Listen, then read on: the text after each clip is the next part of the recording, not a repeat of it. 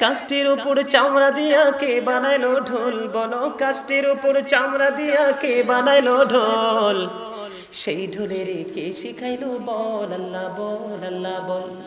কাষ্ঠের উপর চামড়া দিয়া কে বানাইলো ঢোল, বলো কাষ্ঠের উপর চামড়া দিয়া সেই ঢোলের কে শিখাইলো বল আল্লাহ বল আল্লাহ বল। মারহাবা বলেন আরেকটু জোরে। ব্যাখ্যা এখনই পেয়ে যাবেন, টেনশন করতেছে হুজুর কি বলতেছে এগুলো। বন্ধুরে আবার আমার কথা নয়, মুসা কালিমুল্লাহ আল্লাহ রাব্বুল আলামিনকে প্রশ্ন করলো, ওগো মনিব তুমি যখন খুশি হও তখন তুমি কি করো?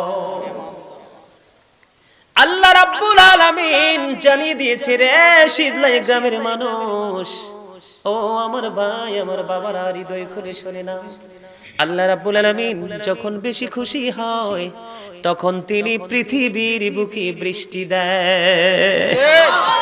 আরেকটু মুহাব্বতে সুবহানাল্লাহ। ওগো মনিব তারপরে কি করো? আল্লাহ রাব্বুল আলামিন তারপরে বন্ধু কোন মানুষের বাড়িতে মেহমান পাঠায়, সুবহানাল্লাহ। তুমি তারপরে কি করো? কোন পিতা মাতার কোল জুড়ে বন্ধু পাঠিয়ে দেয় কন্যা সন্তান। আমি কি আজকে মেহমান কিনা? আপনাদের কাছে মেহমান কিনা? আপনারা দাওয়াত করেছেন কিনা? তাহলে মেহমান আসাতে আল্লাহ খুশি না বেজার?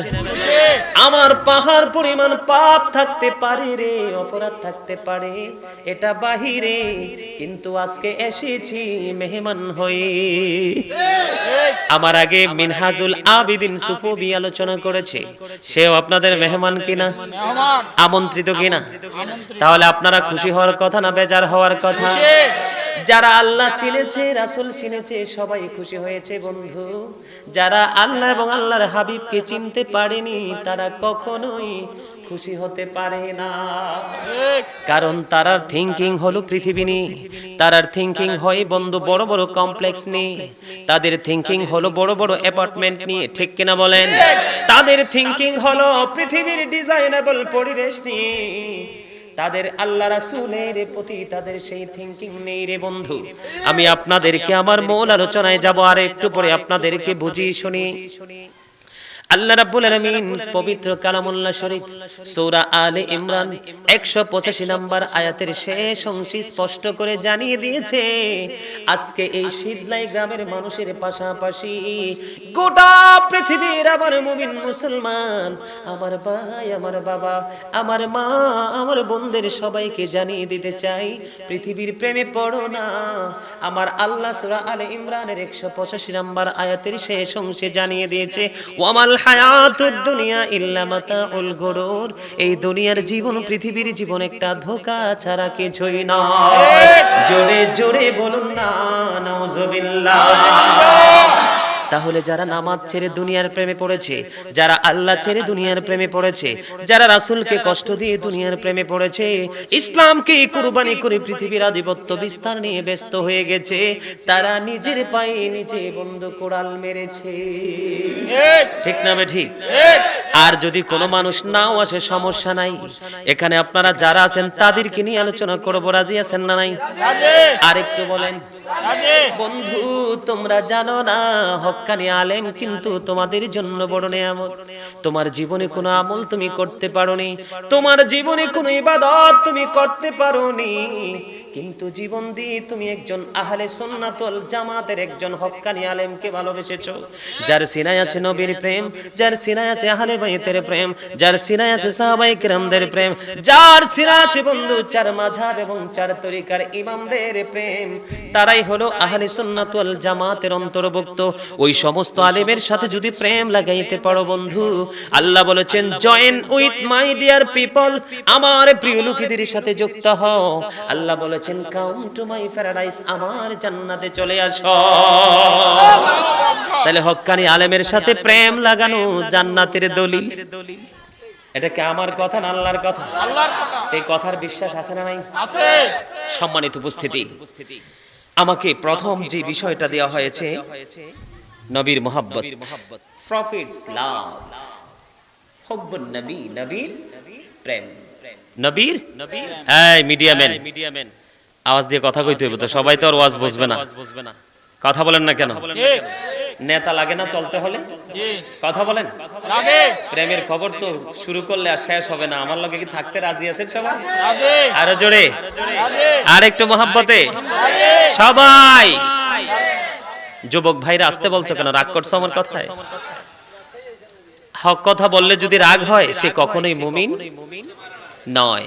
আর হক কথা বলার পরে শোনার পরে যে যদিও হকের পথে নাই, কিন্তু হকটা শোনার পরে যে খুশি হয়েছে, যদিও সে বেঠিক কাজ করেছে, কিন্তু সে ইমানদার। ঠিক না বেঠিক?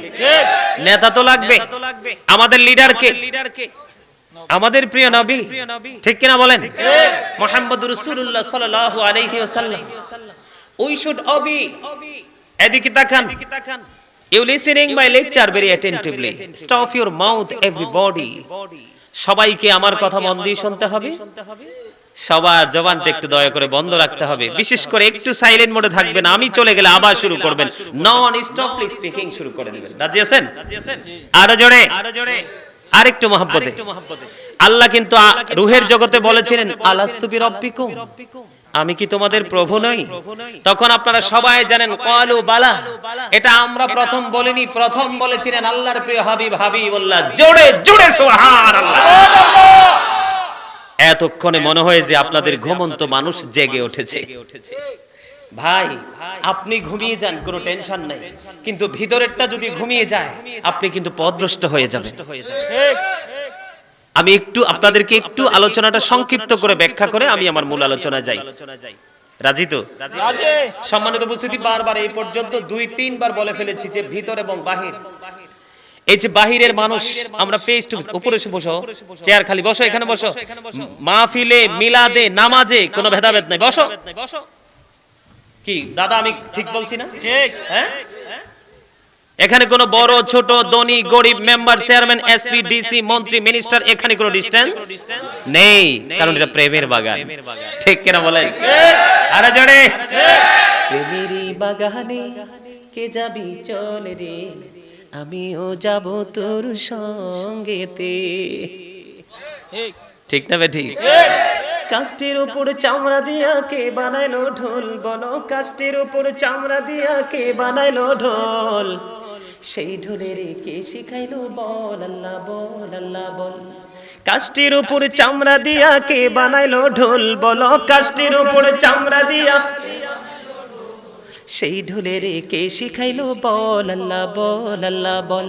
মারহাবা বলেন আরেকটু জোরে। ব্যাখ্যা এখনই পেয়ে যাবেন। টেনশন করতেছে হুজুর কি বলতেছে এগুলো। সম্মানিত উপস্থিতি, এই যে প্র্যাকটিক্যালি আমরা ফেস টু ফেস, পাশাপাশি সামনে পিছনে বসে আছি, এটাকে আমরা বাংলাতে বলি কি? মানুষ। বাংলাতে কি বলি? এইটা একটা মানুষ, এইটা একটা মানুষ, এটা একটা মানুষ, এটা একটা মানুষ। আপনারা সবাই আমরা কি? এটা কি কোন ভাষা? বাংলা ভাষা। আরবিতেই মানুষকে বলা হয়। আল্লাহ কখনো বলেছেন নাস, কখনো বলেছেন আবার ইনসান। এটা হলো আরবি। কি বাংলাতে আমরা কি বলি? মুখস্থ করেন ওয়াজ, মানুষ মুখস্থ করেন মানুষ।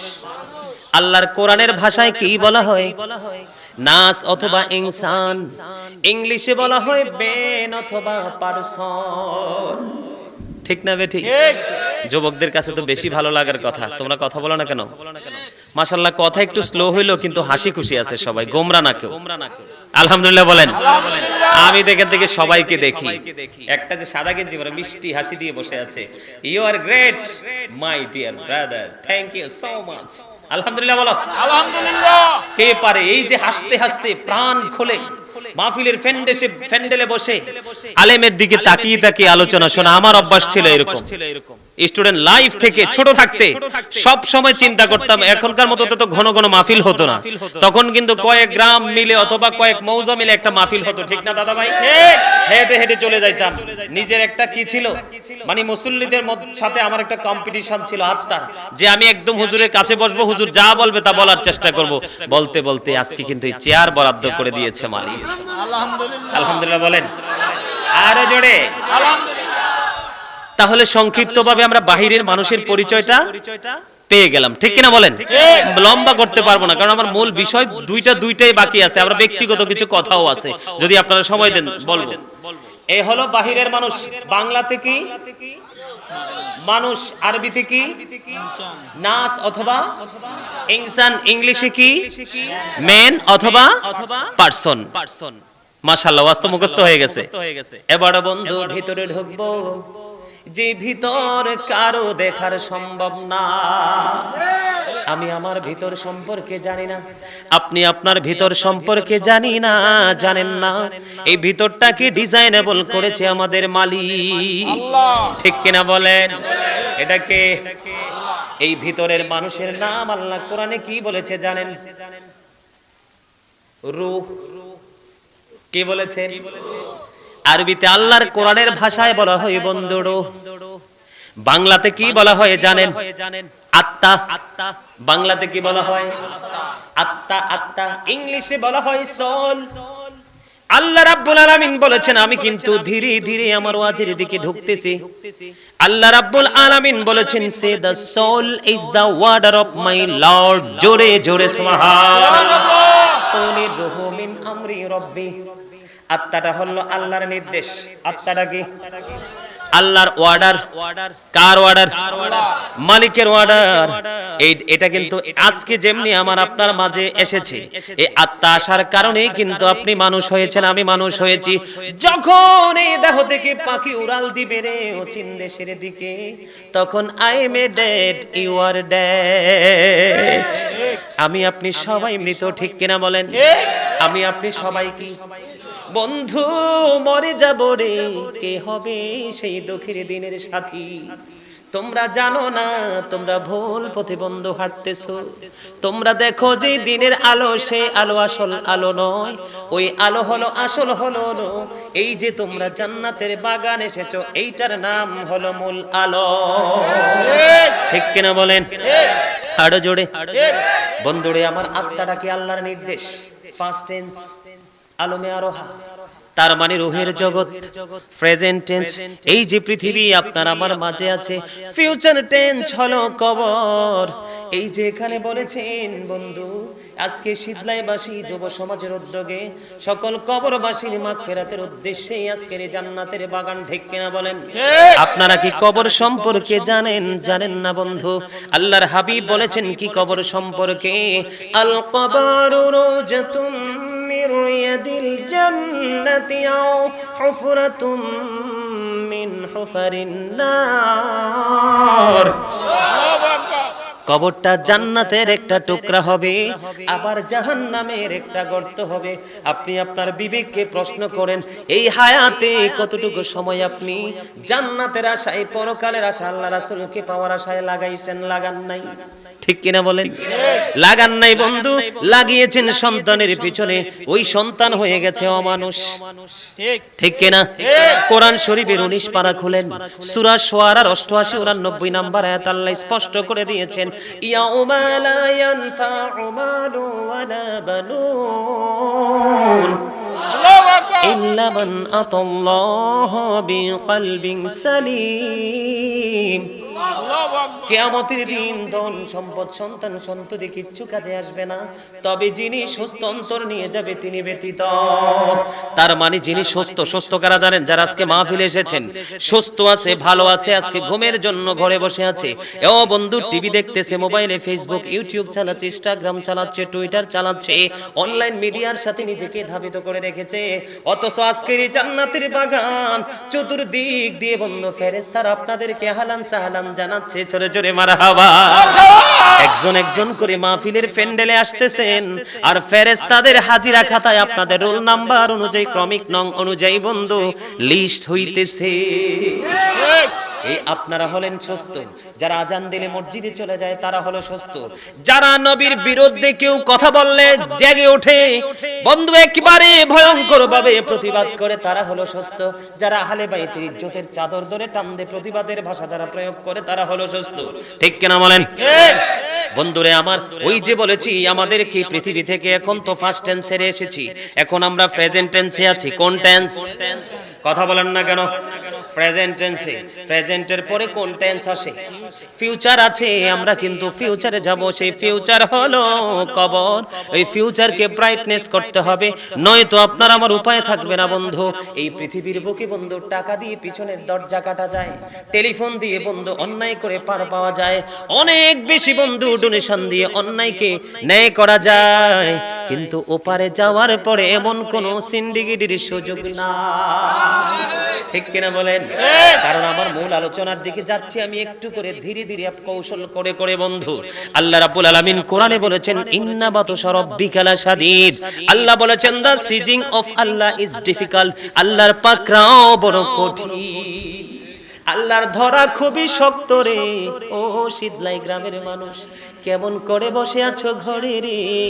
কেমন করে তোমার ঘরে বসে থাকতে ইচ্ছে করে?